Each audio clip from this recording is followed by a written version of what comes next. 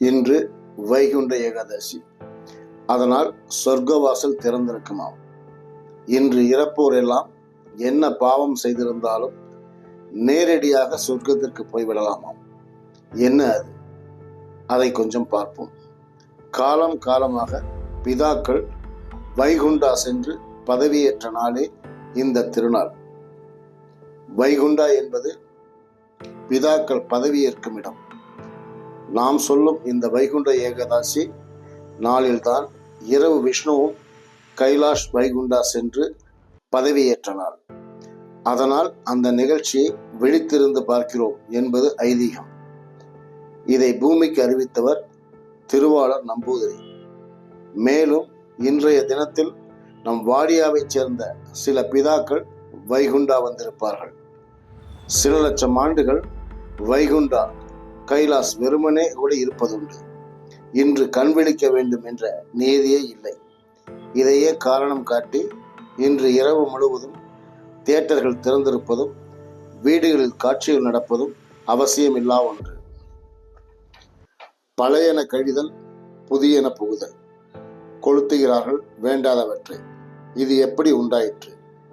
என்றைக்கு ஆரம்பமானது? அர்த்தம் என்ன? சுமார் 97 லட்சம் ஆண்டுகளுக்கு முன் வாடியா ஒரு அறிக்கை வெளியிட்டது. அதாவது இருக்கும் மிக பழமையான தாவரங்கள், செடி கொடிகள், புல் பூண்டுகள், மர வகைகள் எல்லாமே அளவுக்கு அதிகமாய் பயன்படுத்தப்பட்டு ஆன்மாக்கள் விடுவிக்கப்படாமலேயே இருக்கின்றனர். அவர்களுக்கு விடுதலை அளிக்கும் விதத்தில் பழையன என்று எதுவும் இருக்கக்கூடாது. எனவே சிலுக்கியா தரும் புதிய டிசைன்களுக்கு வாழ்வளிக்க ஆன்மாக்கள் வரவேற்கப்படுகின்றன. இதை கேட்டதும் நம் மிசோனாவில் உள்ள 7 மால்களிலும் எண்ணற்ற தியாக உள்ளங்கள் விண்ணப்பித்தனர்.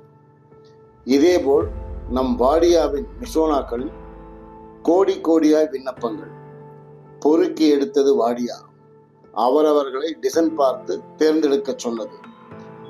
நெல்லுக்கு ஒருவர், கம்புக்கு ஒருவர், வரகுக்கு ஒருவர், அரளிக்கு ஒருவர், இப்படியெல்லாம் நிறைவானதும் பழையதை அழிக்கும் முயற்சியில் வாடியா இயற்கை அன்னைக்கு கட்டளையிட, வழக்கம்போல் அமேசானின் ஒவ்வொரு இனம் வைத்துக்கொண்டு அக்னிபுத்ராவின் துணையால் ஒரே நேரத்தில் விடுதலை நிகழ்ச்சியும் உட்புகுதல் நிகழ்ச்சியும் நடைபெற வானவர்கள் மேளம் இசைக்க அந்த வைபவம் நடந்தது.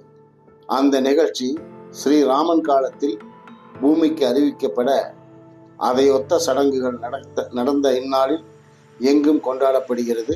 டமாரம் முழங்க.